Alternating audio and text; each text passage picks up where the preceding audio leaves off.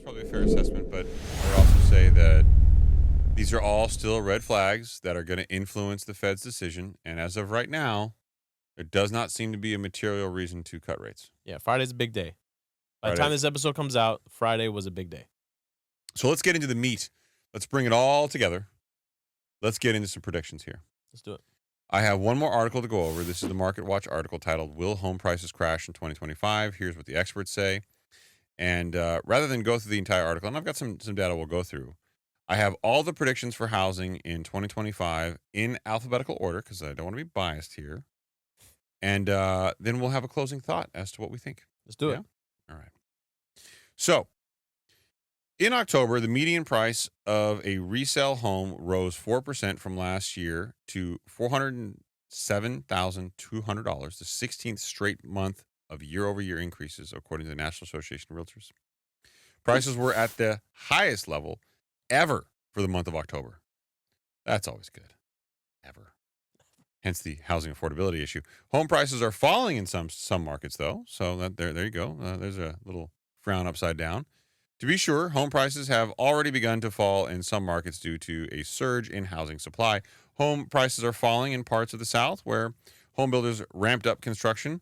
Among the largest 50 markets in the U.S., prices fell the most by 0.3% in Memphis, Tennessee, and Austin, Texas in October compared to the months before, according to data from the Intercontinental Exchange. I have no idea what that is. Honestly, not enough to tickle your fancy, but it's notable.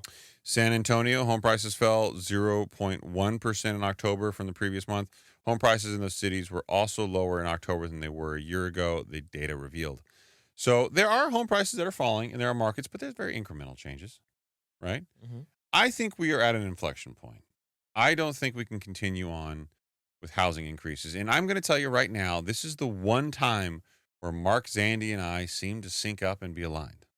Your boy Zandy, huh? Zandy and I are aligned on this one, and it shocks me as much as it shocks you. Do you and Zandy have a secret handshake? No, I just call him Zaddy. Zaddy? Hey, Zaddy. He is your Zaddy. He's my Zaddy. Yeah. True story. When I went to go see him last at one of the seminars that Moody's put on, outside there was a car whose license plate said Zaddy. I took a picture of it. I knew he flew in, and because he didn't. It wasn't his, yeah. It wasn't his, and I'm like, your car's here. So Apollo Global Management comes out and says 10.8% increase in home values is what they see for 2025. Yeah, so we're getting into the predictions right now. Yeah. I would say Apollo has been smoking the crack pipe. These are all the big boys that are coming out and saying, listen, guys, these are our predictions that we think you guys should take note. This is why you don't do math and economics. Okay? Put the crack pipe down. Put the crack pipe down. 10.8%. Let me tell you, if they are right, then we are in a world of hurt. Yeah, they're not right. Apollo Global Management is just trying to get their name out there in some kind of extreme PR plan. What the fuck, man? Let's just carve them out as what the fuck. Okay. Bank of America, 4.7%. Thank you, Brian Moynihan. We already know they operate on old data. Yeah, Captain Tone Deaf. Consumer strong, man. Yeah, they're strong, super strong. Lots of money in their savings account. Yeah, it's actually still growing. It's crazy. The banking expert that is Brian Moynihan. Still has a seat at the table. Yeah, Bright MLS at 3.1% increase year over year. CoreLogic, very conservative and probably reasonable expectation of 2.3%. And I found CoreLogic to be reasonable. Fannie Mae, 3.6% next year. They're saying it might be going up. Okay. Freddie Mac, I like them, 0.6%. Big fan of Freddie Mac personally. Got a lot of experience with them. Know a lot of people over there. Got a lot of homies. A lot of the homies up in the hood. What's up, Freddie Mac? Yeah. But 0.6% increase year over year is what they're calling for 2025. I think that's conservative. I think that's fair. I think it's reasonable. Goldman Sachs, 4.4%, also on meth. Housing Wire, 3.5% increase. So you're finding the majority of the people who believe the increase is going to happen is somewhere between, call it the mid-2s to mid-4%. That's the majority. Mm-hmm. So somewhere 2.5% to call it 4.5% is where the majority of them wind up. We got more, okay? So Housing Wire, 3.5%. Moody's, a decrease, negative 0.4%. The only one on the list who's predicting a price decrease next year is Moody's Analytics. Mm-hmm. That's why me and Zaddy are homies. Mm-hmm. I do believe you're also going to see, my prediction for 2025 is that you're going to see a slight decrease in home values year over year for 2025.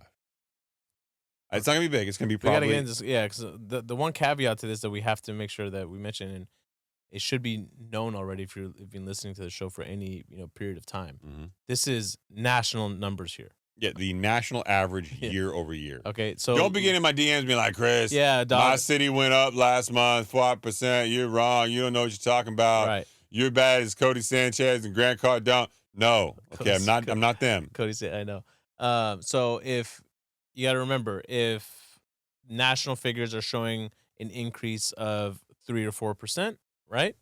Then in your neighborhood or your local area region, you're showing a decrease of 10%. Yeah. That means somewhere else it increased 13%. Okay. Yeah, we doing the math. Yeah, this is the maths here. Okay. So these are national, and for real estate purposes, it is very much a local, regional topic. So Morgan Stanley has an increase of 3% year over year. Mortgage Bankers Association, this one surprised me, only showing an increase of 1.5%. So why does that surprise you? Because the Mortgage Bankers Association is in bed with the Association of Realtors. Exactly. And their solution to the affordability crisis has always been lower home values. Has always been lower rates versus lowering the home values because they make money on the commissions from home values. It's their job to sell the dream. They're selling that dream, baby. So if this is if their predictions are optimistic, and their optimism is saying 1.5%, concerns me a little bit. National Association of Realtors, 1.8% increase.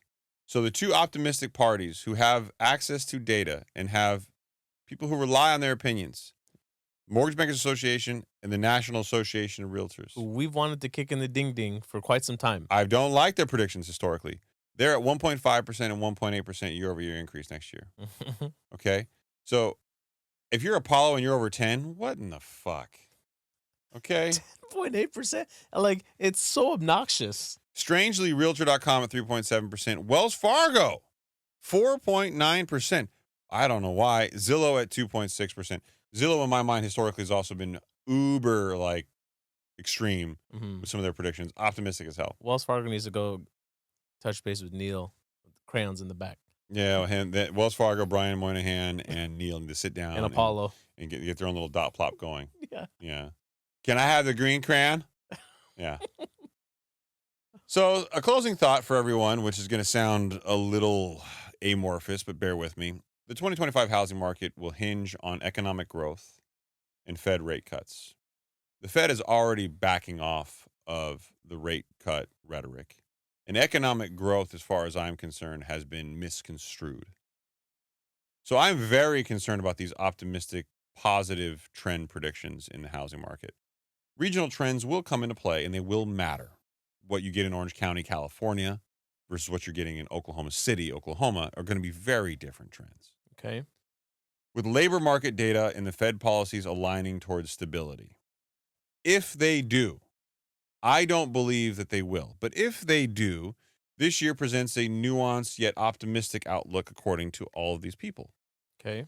I do not believe that to be the case, so I tend to fall into the Moody's scenario, where I think you're going to have a slight correction this year, a small, tiny correction, maybe just under 1%, right? Negative year over year on average. And I think